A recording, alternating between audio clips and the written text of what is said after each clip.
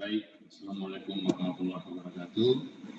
Rabbi shrah li sadri wa yassir li amri wahlul 'uqdatam min lisani yafqahu qawli. Hari ini kita akan melaksanakan midtes mata kuliah hukum diplomatik dan konsuler. Ya, untuk itu terlebih dahulu saya menyampaikan rangkuman daripada bahan-bahan yang telah kita pelajari di pertemuan-pertemuan sebelumnya. Ini guna untuk sebagai bahan Anda untuk belajar mata kuliah hukum diplomatik dan konsuler, dan sebagai bahan untuk mengikuti midtes yang nantinya akan kita laksanakan secara lisan. Ya. Jadi hukum diplomatik dan konsuler.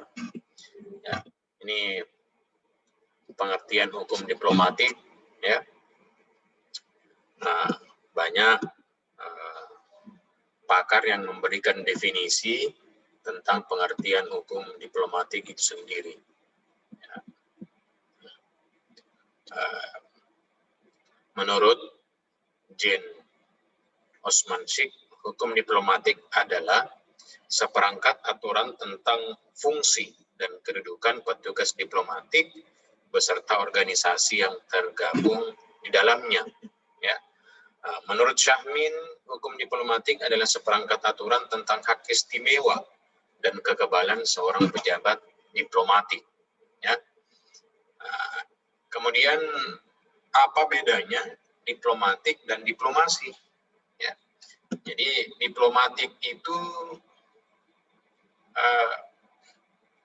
ketika kita lihat berasal dari kata diploma, ya, yaitu bahasa Yunani, surat kepercayaan. Ya, jadi sedangkan diplomasi adalah bagian dari organisasi, ya, bagian dari organisasi politik dan yang diprakarsai pemerintah untuk mencapai tujuannya. Ya. Nah, jadi diplomatik itu dapat kita katakan organisasinya, ya. Sedangkan diplomasi itu adalah tugas, ya, dan diplomat itu orangnya. Ya. Jadi ada dua petugas diplomasi, ada yang dikatakan sebagai diplomat, ya, dan ada yang dikatakan sebagai konsul. Petugas yang menghubungkan kepentingan negara mencakup, ya, ada diplomatik dan ada konsuler. Ya, apa bedanya? Diplomatik menyangkut tugas-tugas politik. Ya. Diplomatik juga biasa dikenal dengan ambasador. Diplomatik juga biasa dikenal dengan istilah duta besar.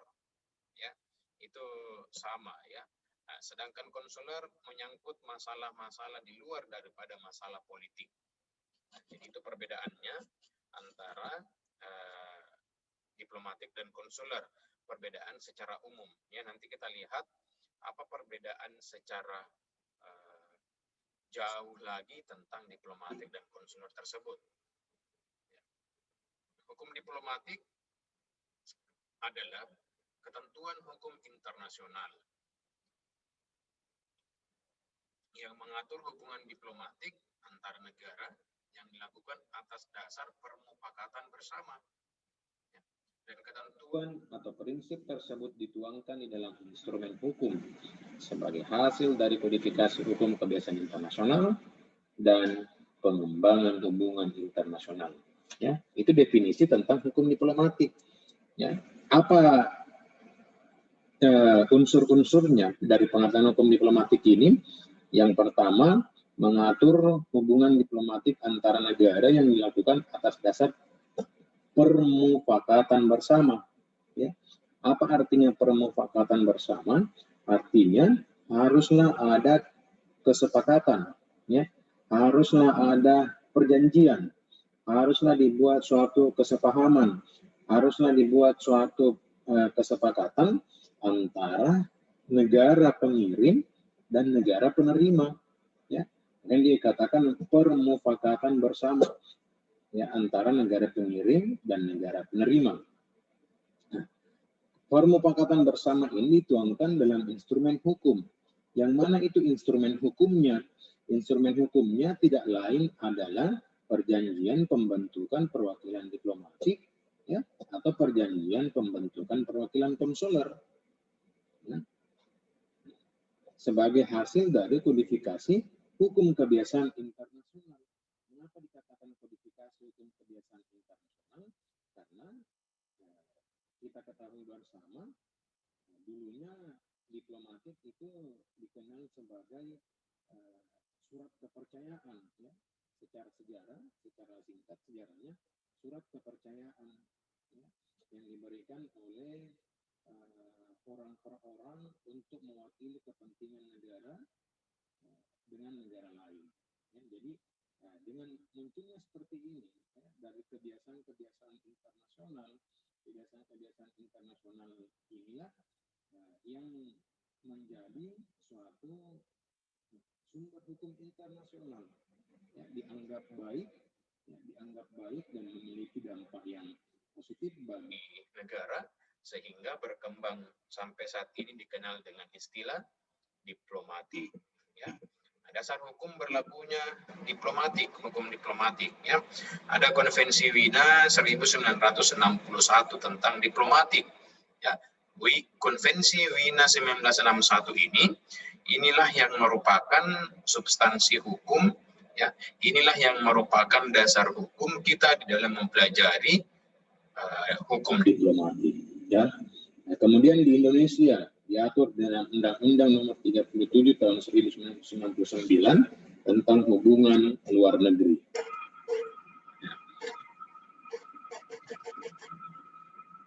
Nah, ini sejarah, ya. Jadi sejarah perkembangan kodifikasi hukum diplomatik dan konsuler, ya, mulai dari Kongres Wina 1815, ya, ada beberapa penggolongan di mana ada duta besar, ya, dan para utusan, ambasador, ya, menteri berkuasa penuh dan duta luar biasa.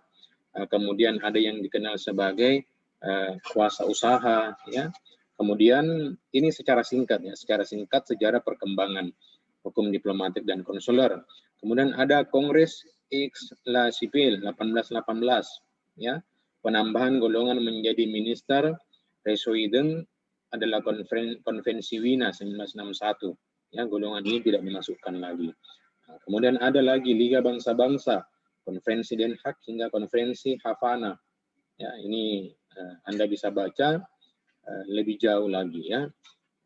Jadi melalui Konvensi Havana ini telah disetujui dua konvensi, yaitu Convention on Diplomatic Officer and Convention on Consular Agent, ya. Jadi ada dua konvensi.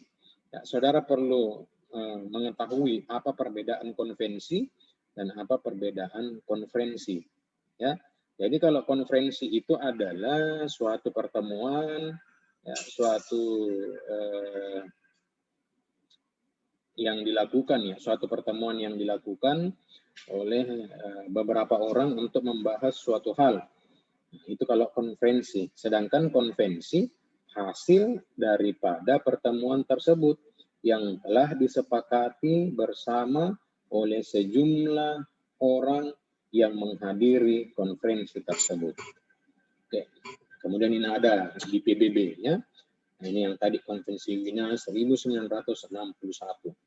Sumber hukum diplomatik, ya, ada customary law, hukum kebiasaan, general legal principles, prinsip-prinsip hukum umum, ya. Ingat kembali materi waktu belajar hukum internasional, ini hampir sama, ya. Agreement, convention, ya. Treaties, perjanjian internasional, act perundang-undangan, ya. Comitas gentium, ya.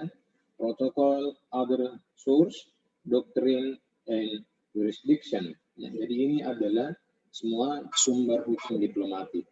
Ya. Apa subjek hukum diplomatik itu? Yang pertama, negara sebagai subjek hukum diplomatik. Ini jelas. Contohnya Indonesia, Malaysia, dan negara-negara lain. Ya. Organisasi internasional juga merupakan subjek hukum diplomatik. seperti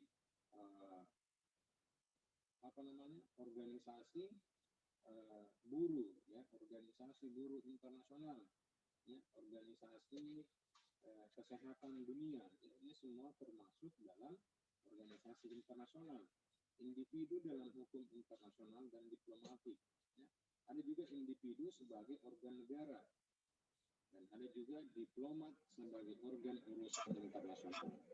Nah, sekarang kita masuk kepada pembukaan hubungan diplomatik dan konsuler. Ya, kita tadi katakan bahwa hukum diplomatik itu adanya kesepakatan bersama, ya, kesepakatan bersama antara siapa? Antara negara pengirim dan negara penerima. Ya, nah, saudara perlu ketahui negara pengirim itu pada umumnya hanya satu, ya. Sedangkan negara penerima boleh lebih daripada satu. Saya ulangi, pada umumnya negara pengirim itu hanya satu, sedangkan negara penerima pada umumnya boleh lebih daripada satu.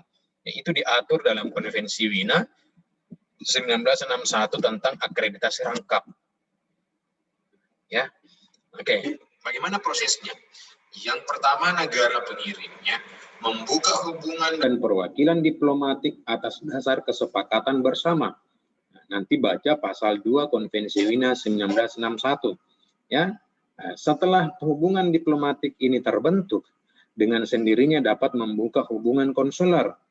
Ya, meskipun negara pengirim dan negara penerima belum membutuhkan perwakilan konsuler pada waktu terjadinya perjanjian pembentukan perwakilan diplomatik. Ya, jadi kalau perwakilan diplomatiknya duluan terbentuk, maka dengan sendirinya membuka ruang, ya, membuka jalur, membuka kerang untuk hubungan konsuler itu, meskipun tidak dibutuhkan pada waktu tersebut. Ya, membuka hubungan konsuler atas dasar kesepakatan bersama. Ya, ini ada juga di pasal 1, pasal 4 ayat 1 Konvensi Wina 1963. Ya. Jadi Konvensi Wina 1963 itu mengatur tentang konsuler, sedangkan Konvensi Wina Konvensi Wina 1961 mengatur tentang diplomatik, dan Konvensi Wina 1963 itu mengatur tentang konsuler. Ya. Pembukaan hubungan diplomatik ditandai dengan adanya letter of credence, sedangkan pembukaan hubungan konsuler ditandai dengan adanya eksekuator. Apa itu letter of credence dan eksekuator? Nanti kita akan bahas. Sekarang, apa hubungan perwakilan diplomatik dan perwakilan konsuler itu? Jadi, jika belum dibuka perwakilan diplomatik, maka perwakilan konsuler merupakan langkah pertama menuju pembukaan perwakilan diplomatik. Apa maksudnya? Ya, saya kasih contoh. Indonesia dengan Belanda hendak melakukan perjanjian pembukaan perwakilan diplomatik antara dua negara. Ya, nah, akan tetapi Belanda belum menginginkan adanya perwakilan diplomatik dengan Indonesia. Ya, kemudian Belanda memberikan saran kepada Indonesia, bagaimana jika kita buka dulu perwakilan konsuler? Ya, apa maksud negara penerima menyampaikan demikian? Karena negara penerima khawatir ketika perwakilan diplomatiknya sudah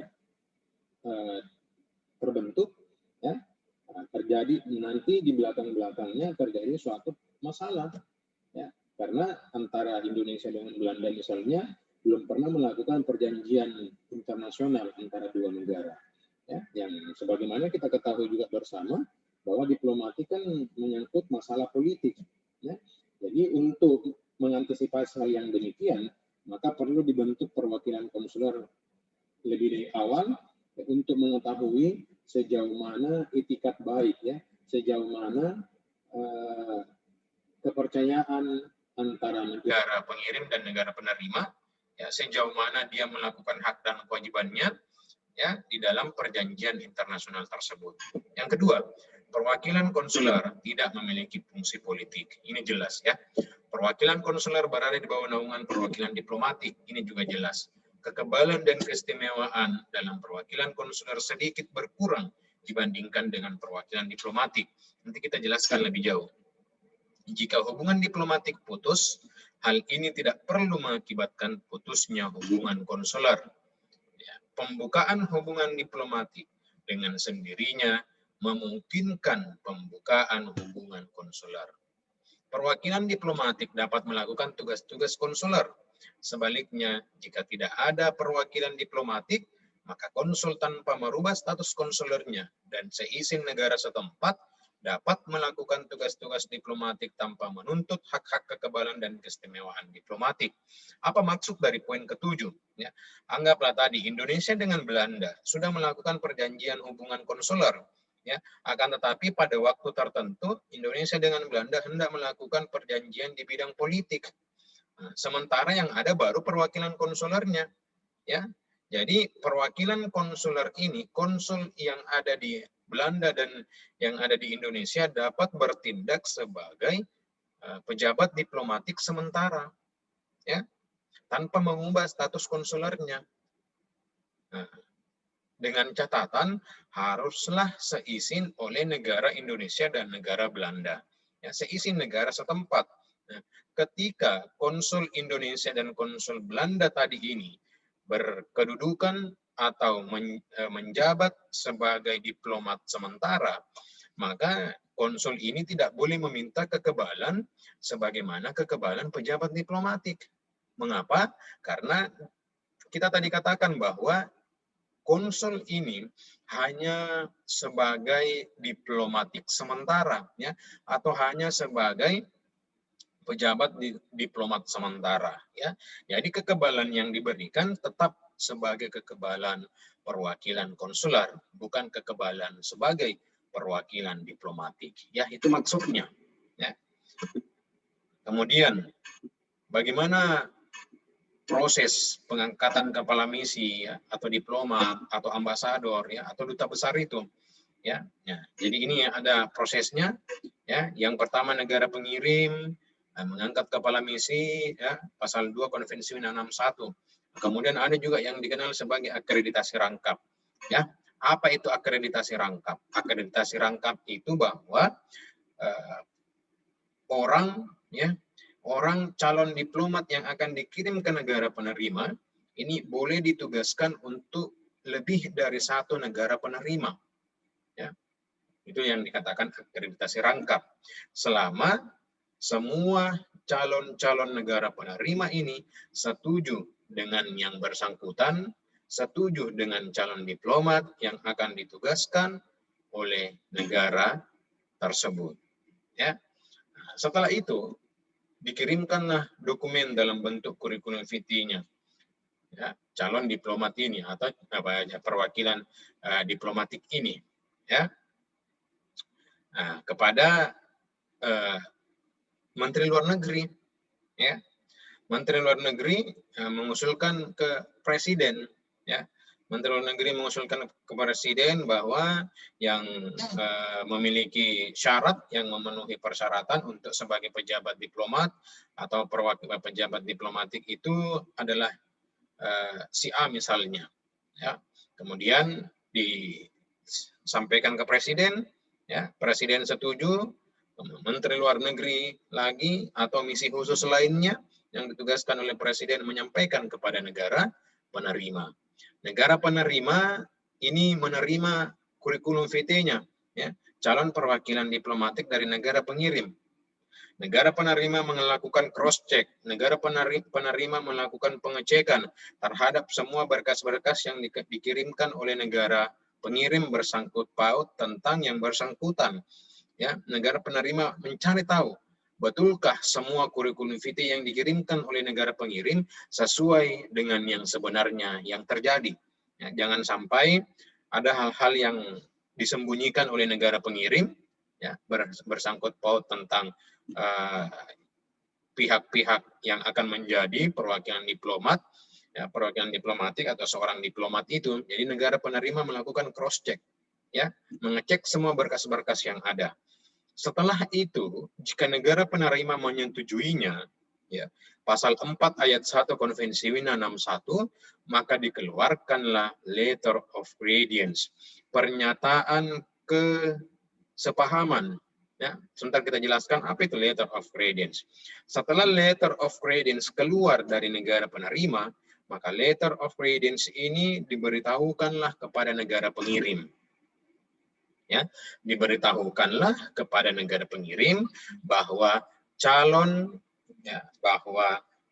perwakilan diplomat, calon perwakilan diplomatik atau calon diplomat yang akan menuju ke negara penerima itu sudah disetujui dan sudah disepakati oleh negara penerima untuk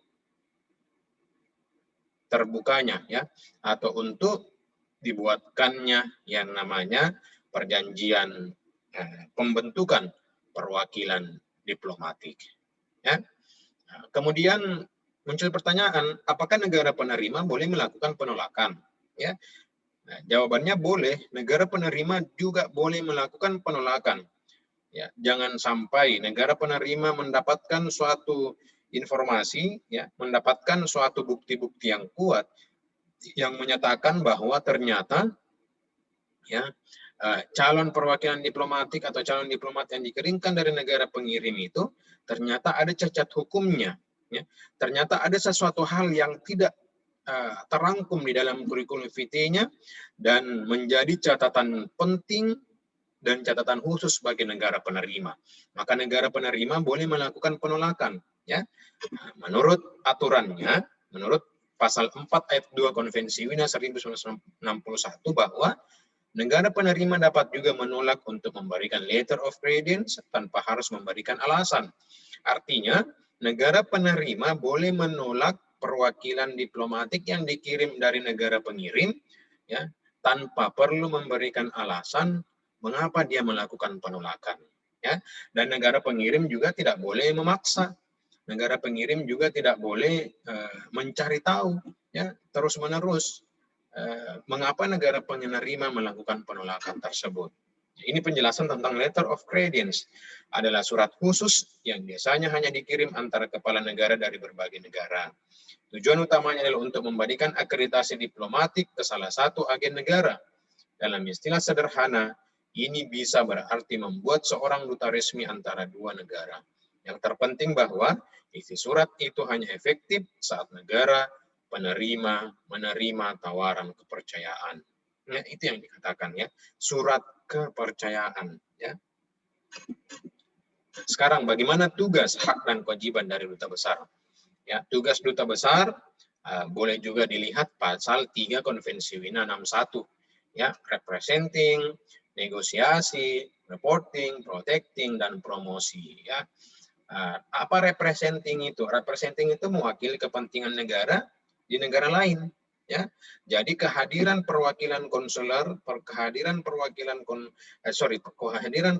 diplomatik di negara penerima itu untuk mewakili kepentingan negara penerima, negara pengirim di negara penerima, ya. Kemudian ada negosiasi. Negosiasi itu merundingkan segala bentuk ya hal-hal yang berhubungan dengan negaranya, dengan negara penerima. Nah, apapun itu, semua yang menyangkut tentang urusan-urusan politik itu dirundingkan semua ya, dari negara pengirim ya, dengan negara penerima. Kemudian melaporkan misi diplomatik. Ya. Jadi ketika sudah terbentuk perwakilan diplomatik di negara penerima, maka perwakilan diplomatik atau pejabat diplomatnya melaporkan kepada negara pengirim ya bahwa misi-misi diplomatik yang sudah berjalan ini ya.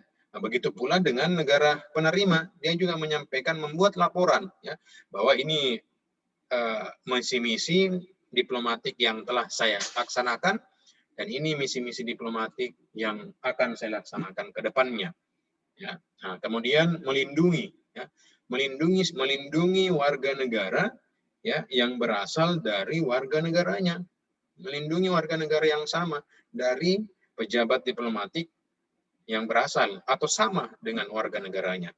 Kemudian promosi ya, melakukan promosi terhadap perkembangan-perkembangan di negaranya, ya, perkembangan-perkembangan di negara pengirim, ya, mempromosikan negaranya ke negara penerima. Itu adalah tugasnya. Bagaimana dengan haknya? Hak duta besar yang pertama dibebaskan dari pajak langsung, biaya dan cukai, pasal 34 dan 36 Konvensi Wina 61. Kecuali pajak yang tercantum dalam pasal 34. Ya, nanti Anda baca, dibebaskan dari yurisdiksi sipil dan kriminal setempat. Artinya, setiap diplomat dibebaskan dari hukum negara asing tempat di mana ia bertugas. Apa maksudnya? Seorang pejabat diplomat tidak boleh dihukum di negara penerima atau di negara ketiga. Ya, ketika ada indikasi kuat pejabat diplomat melanggar hukum di negara penerima atau di negara ketiga, maka pejabat diplomat dikembalikan ke negara asalnya. Dengan kata lain, dikembalikan ke negara pengirim, negara asalnya lah, negara pengirim lah yang boleh menghukum atau yang boleh memberikan hukuman, ya, tentang perbuatan yang telah ia lakukan. Hak kekebalan pribadi beserta keluarganya dan para staf dari setiap bentuk gangguan dan juga penangkapan atau penahanan oleh para penguasa setempat. Ya. Ini pasal 22 Konvensi Wina 61. Suatu kewajiban terhadap negara penerima untuk memberikan fasilitas lengkap kepada suatu misi untuk menunaikan fungsinya. Ya. Jadi setelah adanya letter of credence yang dikeluarkan oleh negara penerima, kemudian perwakilan diplomatik dari negara pengirim melakukan kunjungan, ya, atau melakukan perjalanan ke negara penerima, maka pada waktu itu semua tanggung jawab berpindah ke negara penerima. Negara penerima harus menyiapkan segala bentuk fasilitas, ya, segala bentuk macam fasilitas yang dapat menunjang tupoksi, tugas pokok dan fungsi dari seorang pejabat diplomatik di negara penerima. Kebebasan bergerak dan bepergian di negara penerima, kecuali daerah terlarang yang ditetapkan pasal 26 Konvensi 61. Ya, jadi seorang pejabat diplomatik atau seorang pejabat diplomat itu bebas untuk bergerak, bebas untuk bepergian di dalam wilayah negara penerima. Ya, kecuali daerah-daerah terlarang, yang mana yang dikategorikan sebagai daerah terlarang, misalnya daerah rawan konflik, ya, daerah rawan bencana, itu tidak diperintahkan, ya, untuk ke sana, karena jangan sampai pejabat diplomatik ke sana itu terjadi sesuatu hal yang tidak diinginkan, ya, itu akan menjadi beban bagi negara penerima. Nah, diizinkan dan dilindungi untuk berkomunikasi yang bebas untuk tujuan resmi. Ya, itu adalah hak dari duta besar. Bagaimana kewajibannya? Melakukan politik, melaksanakan politik, ya, atau kebijaksanaan dari negaranya, melindungi kepentingan negaranya dan warga negaranya, serta memberikan informasi, bahan-bahan, keterangan dan laporan kepada pemerintahnya tentang perkembangan-perkembangan penting di dunia ini. Ya, ini ada staf perwakilan diplomatik. Ini kepangkatan saja, ya, Ambassador Extraordinary and Plenipotentiary, yaitu duta besar luar biasa dan berkuasa penuh, Nuncius, kepala perwakilan diplomatik untuk negara Vatikan atau Tahta Suci, ya, dan High Commissioner, kepala perwakilan diplomatik antar negara persemakmuran. Ya. Karena pertimbangan beberapa faktor, suatu negara mengirimkan perwakilan tidak berstatus sebagai duta besar berkuasa penuh, tetapi berstatus kuasa usaha tetap, yaitu perwakilan diplomatik yang pangkatnya satu tingkat lebih rendah dari duta besar berkuasa penuh. Ya. Kemudian tingkat staf perwakilan diplomatik dibedakan menjadi 3, ya. Jadi ada yang dikatakan duta besar, kemudian ada yang dikatakan sekretaris, ya, sekretaris kedutaan, ya, yang biasanya dibagi menjadi sekretaris 1, 2, dan 3, ya. Kemudian ada juga yang dikenal sebagai diplomat muda, ya, para atase junior karir, atau pejabat non karir yang bekerja untuk sementara dalam dinas diplomatik, ya, yang terdiri dari, ya, atase perdagangan, ya, agriculture etis, atase pertanian, military etis, atase militer, ya, etis, dan seterusnya dan seterusnya. Ya. Oke, prinsip perlindungan diplomatik dan pemutusan hubungan diplomatik. Ya. Ada beberapa teori, ya. Ada yang dikenal sebagai teori ekstrateritorial, ya, yaitu seolah-olah tidak berada di negara penerima. Ya, mengapa dikatakan seolah-olah tidak berada di negara penerima? Karena ketika melakukan suatu perbuatan melawan hukum, maka negara penerima ini tidak boleh menghukum. Nah, negara penerima ini tidak boleh memberikan hukuman kepada pejabat diplomatik. Jadi ia seolah-olah tidak berada di negara penerima. Kemudian ada teori representatif, mewakili kepentingan negara pengirim. Ini sudah jelas ini ya. Kemudian ada teori kebutuhan fungsional, yaitu kebutuhan seorang diplomat harus dipenuhi pemerintah negara penerima. Ini juga sudah jelas. Prinsip perlindungan diplomatik, ya. Ada prinsip perlindungan perwakilannya. Ya. Nah, di sini yang saya mau jelaskan bahwa terhadap gedung perwakilan diplomatik, yaitu aparat atau pejabat negara penerima tidak boleh masuk. Ya. Jadi aparat atau pejabat negara penerima tidak boleh masuk ke gedung perwakilan diplomatik kecuali ada izin dari kepala perwakilan, yaitu duta besar atau wakilnya, ya. Ataukah dengan paksa dalam rangka right to self defense, ya, atau hak membela diri, yaitu apabila ada bukti-bukti kuat bahwa di dalam gedung tersebut ada hal-hal yang melanggar undang-undang negara penerima, ya, barulah otoritas negara penerima masuk ke dalam gedung perwakilan diplomatik negara pengirim. Ya. Kemudian perlindungan satu hubungan diplomatik putus atau perwakilan dipanggil kembali untuk sementara atau seterusnya. Ya. Kemudian perlindungan terhadap pejabat diplomatik. Ya. Pejabat diplomat tidak boleh diganggu gugat, tidak boleh ditahan, tidak boleh dihukum, dan dilindungi dari serangan terhadap badannya, kebebasannya, atau martabatnya. Perlindungan terhadap rumah kediaman pribadi pejabat diplomatik. Ya. Perlindungan terhadap rumah kediaman termasuk barang-barang, arsip-arsip, atau korespondennya. Ya, ini pasal 30 ya. Itu tempat kediaman memiliki inviolabilitas. Ya, atau tidak dapat diganggu-gugat, dan perlindungan yang sama seperti gedung perwakilan. Ya, bahkan diplomatic bag-nya, ya, tasnya diplomatik itu memiliki kekebalan. Nah, ini kekebalan seorang diplomatik terdiri atas dua, ya, kekebalan terhadap hukum pidana dan kekebalan terhadap hukum perdata. Ya, kekebalan terhadap immunity dan kekebalan terhadap privilege. Ya, pemutusan hubungan diplomatik. Apa sih sebabnya bisa dilakukan pemutusan hubungan diplomatik? Pada umumnya ada tiga. Ya, spionase, mata-mata, melanggar undang-undang negara penerima, tindakan subversif membantu pemberontakan. Apa yang dikatakan spionase mata-mata? Ternyata pejabat diplomat ini datang ke negara penerima hanya memata-matai segala bentuk kegiatan yang dilakukan oleh negara penerima.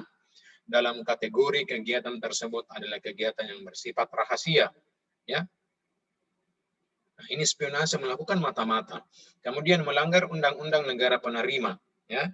Nah, jadi pemutusan hubungan diplomatik juga bisa terjadi antara negara penerima dengan negara pengirim ketika menurut negara penerima bahwa pejabat diplomat ini, ya, terindikasi melakukan pelanggaran-pelanggaran hukum, di mana pelanggaran-pelanggaran hukum ini adalah pelanggaran hukum yang notabene-nya sanksinya adalah hukuman berat. Ya, sanksinya adalah hukuman berat. Kemudian tindakan subversif membantu pemberontakan, ya, membantu terjadinya perang misalnya, ya, atau membantu terjadinya kejahatan-kejahatan atau tindak pidana yang dikategorikan sebagai extraordinary crime. Ya, kemudian ada lagi dikenal sebagai akreditasi rangkap. Nah, ini tadi, ya. Akreditasi rangkap adalah surat penugasan kepada diplomat yang bisa digunakan lebih dari satu negara. Apa penyebab adanya akreditasi rangkap tersebut? Yang pertama, menghemat anggaran biaya. Ya. Yang kedua, sulit mendapatkan diplomat yang ulung. Ya, sulit mendapatkan diplomat yang dapat dipercaya untuk hubungan antara negara pengirim dan negara penerima. Hal-hal yang menyebabkan, ya, ini pemutusan hubungan diplomatik dan konsuler. Ya. Oke. Pemutusan hubungan diplomatik. Ya, pasal 2 ayat 3 Konvensi Yunan 61 tidak secara ipso facto mengakibatkan pemutusan hubungan konsuler. Ya, artinya tidak mengakibatkan secara langsung pemutusan juga hubungan konsuler. Ya. Akan tetapi hubungan konsuler terputus temporer atau permanen, maka secara langsung tutup atau terputus juga perwakilan hubungan diplomatik. Ya.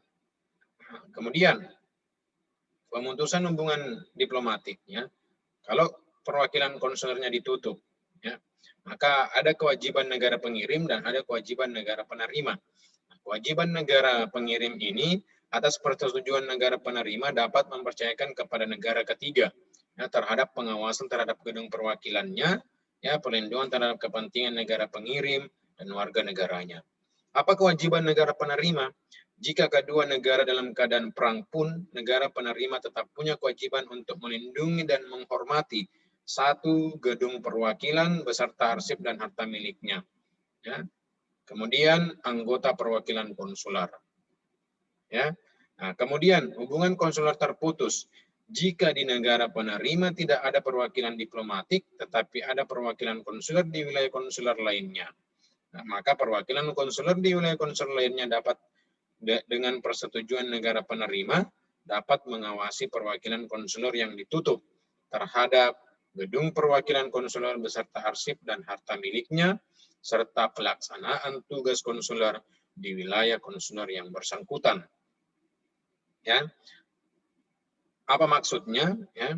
Jadi jika negara penerima tidak ada perwakilan konsulernya, ya, tetapi ada perwakilan diplomatiknya maksudnya, akan tetapi ada perwakilan konsuler di wilayah negara lain, ya, wilayah di negara tersebut maksudnya, ya, di provinsi lain, ya, misalnya, ya, ketika kita berbicara Indonesia di provinsi lain ada perwakilan konsuler, maka perwakilan konsuler di provinsi lain ini dapat mengawasi perwakilan konsuler yang telah ditutup tadi itu di provinsi lain atas persetujuan daripada negara penerima. Ya. Dan jika tidak ada perwakilan diplomatik dan tidak ada perwakilan konsuler di wilayah konsuler lainnya, ya, maka itu dapat diberikan gedung perwakilan konsuler ini dapat diberikan sementara waktu kepada negara penerima, ya, atau dipercayakan kepada negara ketiga, ya. Oke, baik, itulah tadi, ya, beberapa rangkuman materi-materi yang kita pernah pelajari, ya. Untuk itu nanti kita akan adakan meet secara lisan, ya, bersangkut paut tentang materi yang saya sudah jelaskan. Silakan Anda simak baik-baik video ini, ya, kemudian Anda pelajari baik-baik, ya, dan insya Allah kita akan laksanakan meet-test-nya secara lisan, meet-test tentang hukum diplomatik dan konsuler.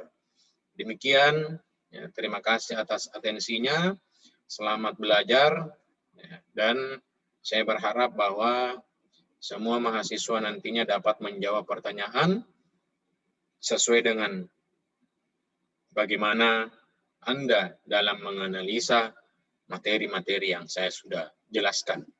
Sekali lagi, terima kasih atas perhatiannya. Mohon maaf atas segala kekurangan. Saya akhiri dengan ucapan wabillahi taufiq wal hidayah. Wassalamualaikum warahmatullahi wabarakatuh.